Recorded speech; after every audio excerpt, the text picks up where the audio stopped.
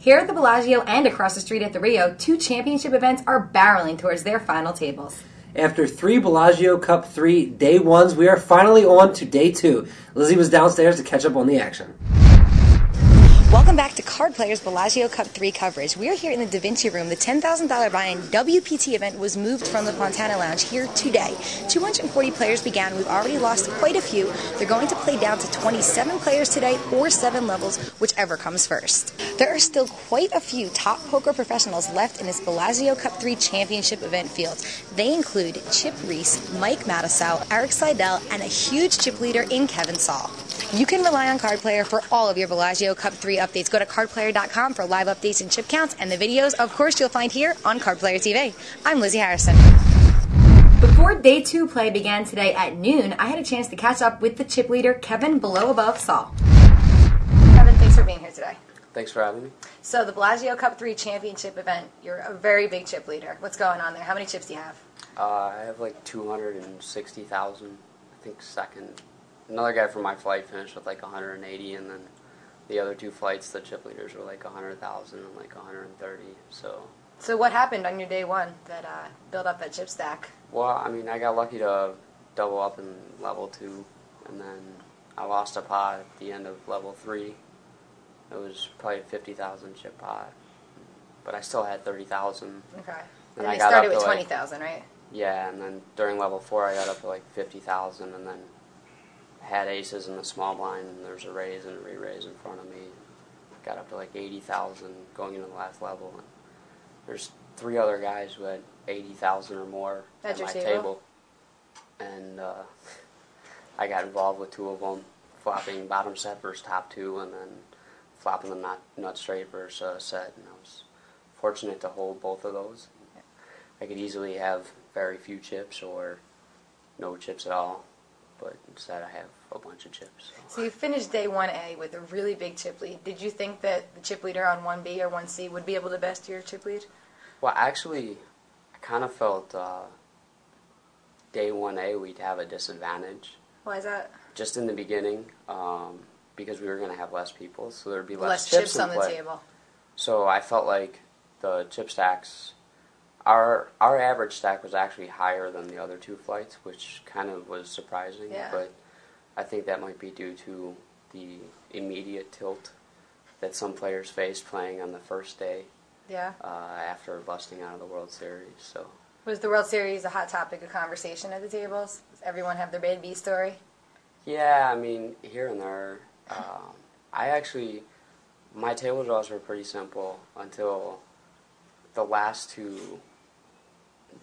level.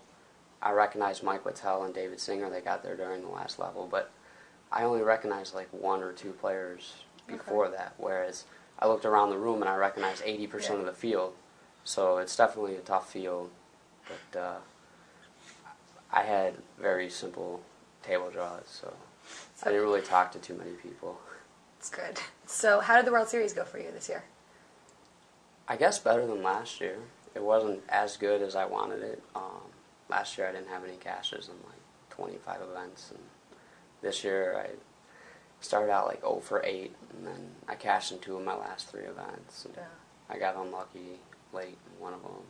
Could have had a lot of chips instead of a guy who was all in and had to make a 5-card hand to win, because he had Ace-7 versus Ace-9 versus my 2 queens. And he ended up making a 5-card hand, and Ben Ponzio went on to win the 2K No Limit. So wow. At least he took his luck and he did something with it. So you were there last year. Excuse me. What do you think the biggest difference was between last year's World Series and this year's World Series in your minds? Well, I think the biggest difference in the main event was clearly the whole Internet Gaming Act coming into effect, and the sites not being able to buy in the players.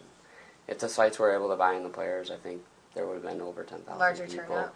Easy. Do you think that people that did win the satellites and were then given the cash, did any of them show up, do you think? I think some of them did. I mean, probably not. But I think the ones that did were the ones who initially intended on playing anyways. Because some people saw it as $10,000. Yeah, I mean, I talked to plenty of people who were just like, I'm just going to add it to my bankroll. Yeah. I mean, I don't have to go play. It's a crapshoot, whatever. Yeah. So what do you think, if you could recommend one thing for Harrah's to change for next year to improve the World Series, what would that be? I don't know, like, every year in the beginning, I always skip, like, the first 3 events. Why is that? Because it's always a madhouse. Okay, so you want to make sure they get everything And correct. then, but then they have it corrected, and everything runs fine. It's a good strategy to save yourself some stress. I mean, it's kind of frustrating that you have to go through that initial period every year, Chaotic. even though they go through it every year. Absolutely. But personally, I like to see them add a marathon event where you just play with no dinner breaks and no day twos, and you just play from start to finish. And are you serious? Do you think that would attract a lot of players? After every 2 levels, just have a 15 or 20-minute break and no dinner breaks. And I think so. I mean, talking to people. How long could you play? Like, how long do you think a tournament like that would last if it had, say, a $2,000 buy-in or something? Maybe 36 playing hours. Yeah. Roughly. Wow. So maybe 2 days. I could make it. Yeah. It's What's the fun. longest you've ever played? I did a cash game session in LA where I played for pretty much close to 40 hours during the LAPC after I busted from the main event. But I hope it was a winning session. no, it wasn't. Oh, I'm But sorry. it was a fun session. It was fun. It was It was fun. worth it. It was, man. It was fun. We had an individual list for our table. Are you serious? So- Who was at it? You want to can you talk about it? Well, no, there was a guy, Thug Moneymaker from online. Okay. This kid Cody, he's doing well in the main event. He was at it, and me, Cody, and this other guy who he's friends with like Amnon. His Okay. name's Mikey, but he was at it. The 3 of us were at it the longest. It was a specialist. Yeah, I mean, eventually Jack Haley sat in the game, former basketball player.